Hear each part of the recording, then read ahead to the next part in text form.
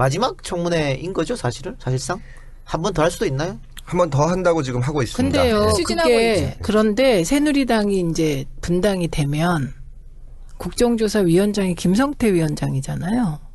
네. 예, 거기도 탈당파죠. 네. 네. 탈당하게 되면 국정조사위원장 계속 하시나요? 네, 계속 버틸 겁니다. 네, 버틴다고 그러니까 봐야죠. 뭔가 청문회는 파행될 네. 가능성이 있죠, 국조는. 네. 그러니까 버틴다 얘기 나오니까 지금 이완영 의원이 새누리당 간사였었다가 안 한다 그랬다가 네. 지금 다시 간사를 하겠다.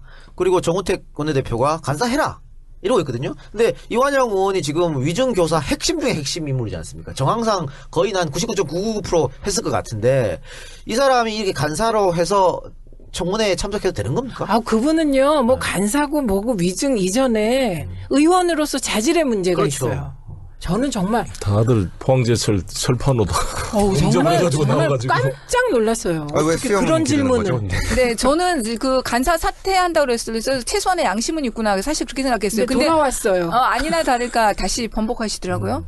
정말 헌정사상 초유일 같습니다. 버티기는 뭐 청와대 박근혜 보통 버티기 어떤 그러니까 이게 뭔가 국정에 문제가 있어서 의혹이 커서 여야가 합의로 해서 의혹을 밝히자고 청문회를 하는데 그 위원이 이걸 오히려 덮으려고 하는 지금 작태를 저지르고 있으니까. 의혹을 만든 거죠. 예. 그것도 지금 이완영 한 명이 아닙니다. 이만희 의원도 지금 의혹이 불거지고 있고 그렇습니다. 최결 의원도 있는데 최결 의원은 이제 안 한다 그랬죠. 청문위원을 빠진다고. 예, 저기 그래서 빠진다 다른 그랬어요? 박성중 의원님인가 들어오는 걸로 네. 들었습니다. 네. 그런데 나머지 두 사람은 계속 하는 것 같은데 문제는 이런 것 같아요. 그 청문회가 우병우를 좀 중점적으로 다뤄야 될 것 같고 또 그 조대위 미국에 있다가 한국으로 돌아온 네.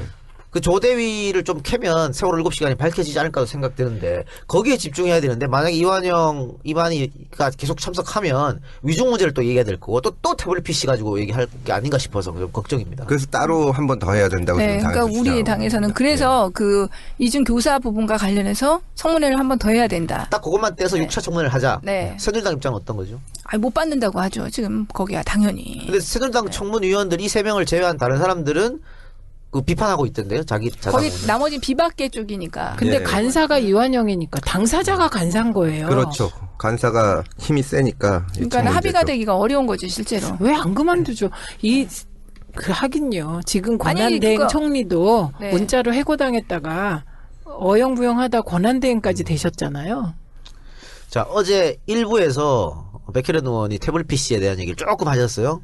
그거 좀 이어져서 말씀 좀 해주세요. 왜 지금 이 이완영, 이만희 이런 사람들이 증인들과 짜고 태블릿 PC를 물고 늘어지는지. 일단 이게 최순실 게 아니지 않느냐 이런 식으로 얘기하고 또 훔쳤다 JTBC에서.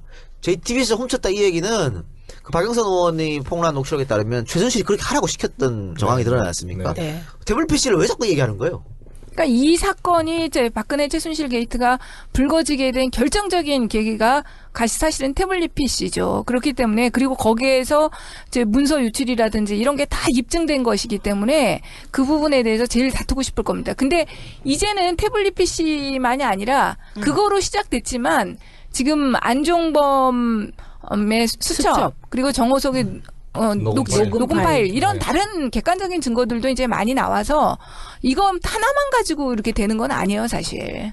제가 볼 때는. 이제 태블릿 PC가 저는 전반적인 전략인 것 같은데 우리가 카톡에 오고 있는 뭐 보수 우익 단체들의 카톡 내용도 전부 태블릿 PC가 최순실 것이 아니다에 맞춰져 있고 김진태 의원이 이 보수 집회에 가서 했던 발언이나 쭉 일관성 있게 그래서 이것을 이만희 의원이나 이렇게 사전에 모의를 해서 고영태 것이다 이렇게 만들어가지고 아마 전반적인 그렇게 논리를 구성한 것 같습니다. 했는데 실패한 사건이 된 거죠. 그렇죠. 미리 이제 또 일단 이완영 의원은 자기는 그런 잘못을 하지 않았다. 위증모의 하지 않았다. 지금 부인을 그거 하고 있어요. 위증모의를 안 했다는 또 거짓말. 그런 근데 그러고 있는데 지금 정황상 보면 거의 100%인 것 같아요.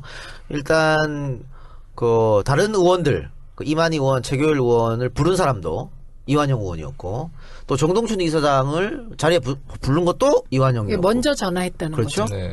그리고 정동춘이 이야기하는 거 보면 내가 가보니까 3명의 의원에서 태블릿 PC에 대해 이야기하더라. 또 이렇게 얘기했습니다. 또 김한정 의원이 이야기한 거는 이완영 의원이 탄핵 가결 이후에 찾아와서 국정조사 빨리 끝내자. 필요 없다. 라고 했다고 지금 계속 얘기하고 있는 거예요. 그렇죠. 예. 이거 다 종합해보면 확실한 것 같아요. 그게 참 이상했어요, 저는. 왜 우리 당 의원을 찾아와서 국조 빨리 끝내자고 왜 그래요? 김한정 의원을 왜. 김한정 의원 말고 또 다른 의원들도 복수 의원도 들었다고 하더라고요. 예, 특위위원들한테 특위 다 위원들한테 다 찾아가는 얘기한 얘기죠. 것 예, 같아요. 예, 그러니까는 그거는 이제 일종의 자기네가 이게 탄핵을 위한 국정조사였으니까 이제 됐으니까 하자 뭐 이런 식의 그만하자. 예.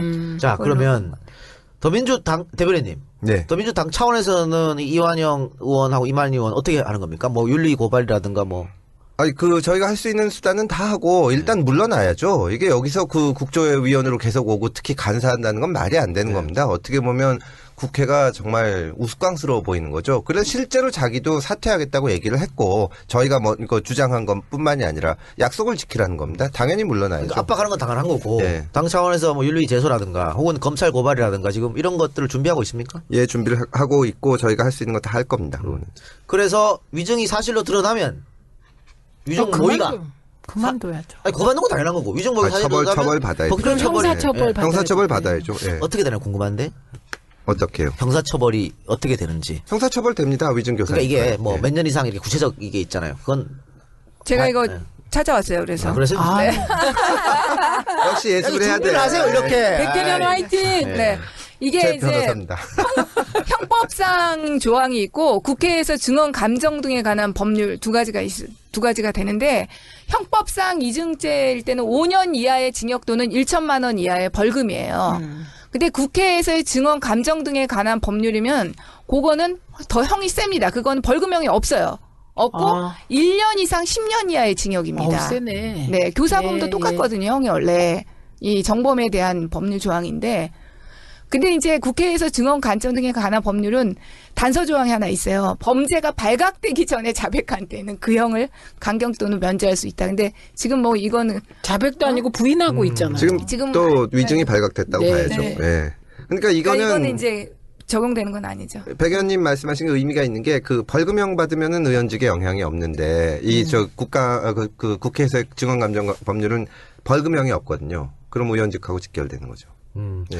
그러면 이제 의원직도 아웃될 수도 있는 가능성이 그럴 수 있는 있습니다. 예. 근데 사실은 이준 교사가 정말 밝혀진다고 한다면은 형법으로 하더라도 벌금형이 선고될 거라고는 보이지 않습니다. 이건 네. 당연히 징역형이 선고되겠죠. 집행유예가 될 근데 이 망정. 사건이 백혜련 검사 같은 사람한테 배당이 됐을 때 그런 거지. 그렇죠. 옛날에 정문왕 사건 이런 거 보면 캐비넷에 넣어놓고 예. 그러면 그냥 이것도 특검을 하세요. 그러니까 이 사건도 사실은 네, 특검에서 특검감이에요. 조사를 네. 할 수가 있는 사건이에요. 가능합니까? 관련 사건이니까 15 아까 네, 네. 15항에 들어가는 사건이 되는 거죠. 그래서 제가 보도에서 봤는데 특검에 고발하기로 했다고 당에서 예, 방침을 그럴 겁니다. 세웠다. 예. 네, 그게 네. 낫겠네요. 그게. 그러면 지금 특검이 며칠 돼 있고 얼마나 연장할 수 있는 거죠? 특검이 90일 돼 있던가요? 공부하신 백혜련 의원님께 여쭤보겠습니다. 그러니까 준비 기간까지 포함해서 90일이에요. 네. 그러니까 수사 기간은 20일, 지금 네 70일이죠. 1차 연장 가능한 네, 거예요? 예. 1차 연장 기간인데 30일 가능하죠. 30일 가능한데 대통령 사인이니까 황교안 사인인가요, 이제? 그렇죠. 이제 황교안 사인. 이제는 한교안 사인이 됐네요. 그때는 박근혜였는데. 그거 거부하지 않겠죠, 뭐 설마. 그런 경우에 이제 그 내곡동 사저 사건에서 저 이명박 대통령이 사인 안 해줬거든요. 근데 지금은 아마 사인 안 하기 어려울 겁니다. 이거는. 그렇죠. 예. 지금. 예. 근데 특검이 한 달 늦춰지면 혹시 탄핵 심판 결정 날짜도 늦춰질 수 있나요? 상관없나요? 그러지는 않을 겁니다. 상관은 예. 없지만 또 제가 볼 때는 그러니까 굳이 그 지금 박영수 특검이 기간에 일단 연장 없다고 생각하고 네. 하겠다 했는데 그게 맞다고 봐요. 네, 네.